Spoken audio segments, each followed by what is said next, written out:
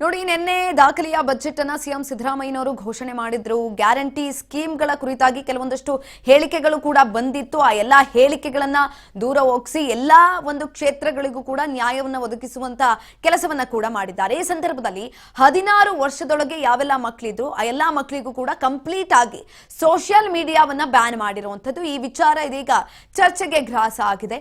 ಒಂದ್ ಕಡೆನಲ್ಲಿ ಪರ ವಿರೋಧದ ಚರ್ಚೆಗಳು ಶುರುವಾಗ್ತಾ ಇದೆ.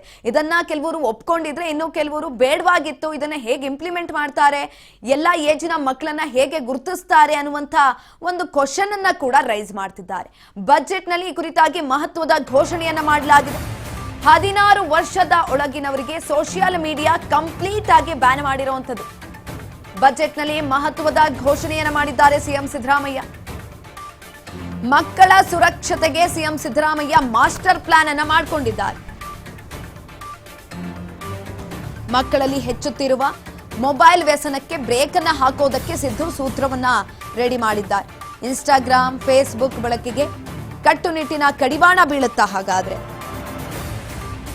ಸೈಬರ್ ಕ್ರೈಮ್, ಡಿಜಿಟಲ್ ಗೀಳಿನಿಂದ ಮಕ್ಕಳನ್ನ ರಕ್ಷಿಸೋದಕ್ಕೆ ಸಾಹಸವನ್ನ ಪಡಲಾಗ್ತಾ ಇದೆ. ಸಿದ್ದರಾಮಯ್ಯ ಸರ್ಕಾರದ ನಿರ್ಧಾರಕ್ಕೆ ಪರ ವಿರೋಧದ ಚರ್ಚೆ ಕೂಡ ಶುರುವಾಗಿದೆ. ಸೋಷಿಯಲ್ ಮೀಡಿಯಾದಲ್ಲಿ ರಾಜ್ಯದಲ್ಲಿ ಸದ್ದು ಮಾಡ್ತಾ ಇದೆ ಬ್ಯಾನ್ ವಿಚಾರ. ವಯಸ್ಸಿನ ಪತ್ತೆ ಹೇಗೆ, ಸರ್ಕಾರ ಇದನ್ನು ಹೇಗೆ ಪತ್ತೆ ಮಾಡುತ್ತೆ, ಹೇಗೆ ಜಾರಿಗೊಳಿಸುತ್ತೆ, ಜಾರಿಗೆ ತರುವ ಮೊದಲು ಸರ್ಕಾರಕ್ಕೆ ಸವಾಲು ಏನೇನು ಎದುರಾಗಬಹುದು, ಈ ರೀತಿಯಾದಂತಹ ಪ್ರಶ್ನೆಗಳು ಮೂಡ್ತಾ ಇದೆ. ಕರ್ನಾಟಕ ಸರ್ಕಾರ ಇಂದ ಬಜೆಟ್ನಲ್ಲಿ 16 ವರ್ಷಕ್ಕಿಂತ ಕಡಿಮೆ ಇದ್ದಂಥ ಮಕ್ಕಳಿಗೆ ಸೋಷಿಯಲ್ ಮೀಡಿಯಾ ಅಂತ ಹೇಳ್ತಾ ಇದ್ದಾರೆ. ಸೋಷಿಯಲ್ ಮೀಡಿಯಾ ಅಂದ್ರೆ ಅರ್ಥ ಯಾವ್ದ್ರಾಗ ಬರ್ತೈತೆ? ಅದು ಸೋಷಿಯಲ್ ಮೀಡಿಯಾ ಬೋರ್ಡ್ದಾಗ ಬರೋಂಗಿಲ್ಲ, ಅದು ಮೊಬೈಲ್ದಾಗ ಬರ್ತೈತಿ.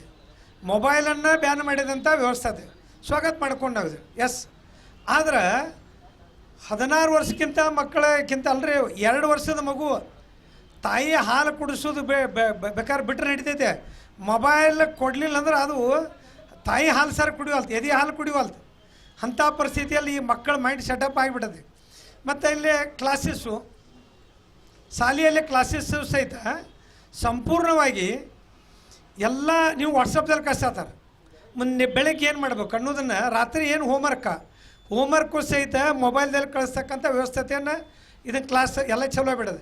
ಆನ್ಲೈನ್ ಕ್ಲಾಸಸ್ ಇರ್ಬೋದು, ಕೊರೋನಾದಾಗ ಮಾಡಿದಂಥದ್ದು ಇದು, ಅದನ್ನು ಕಂಟಿನ್ಯೂ ಮಾಡಿರು. ಮತ್ತು ಎಷ್ಟೋ ಮಕ್ಕಳು ಬರೀ ನೀವು ಮೊಬೈಲ್ ಕಸ್ಕೊಂಡಾಗ ಆತ್ಮಹತ್ಯೆಯನ್ನು ಮಾಡ್ಕೊಂಡಂಥ ಉದಾಹರಣೆಗಳು ನೋಡಿದ್ದೀರಿ. ಆಮೇಲೆ ಬಿಲ್ಡಿಂಗ್ ಮ್ಯಾಗಿಂದ ಜಿಗದಂಥದ್ದನ್ನು ನೋಡಿದ್ದೀರಿ. ಮನೆ ಬಿಟ್ಟು ಓಡಿ ಹೋದಂಥ ಹುಡುಗರು ನೋಡಿದ್ದೀರಿ.